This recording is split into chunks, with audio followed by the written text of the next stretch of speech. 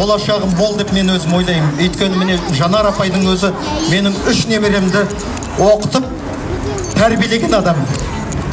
Сондықтан осы Жанар апайымыз басқарған мектеп әлі де осы біздің балаларымызға, ұрпағымызға беретін үлгісі де, оқуы да үлкен мол деп есептеймін. Сондықтан сіздерге сенім артамыз. Ата-аналар атынан мен сөйлеп тұрғаннан кейін енді біздің ойшыл аталарымыз айтқан ғой, оқу білім бұлағы, білім өмір шырағы деген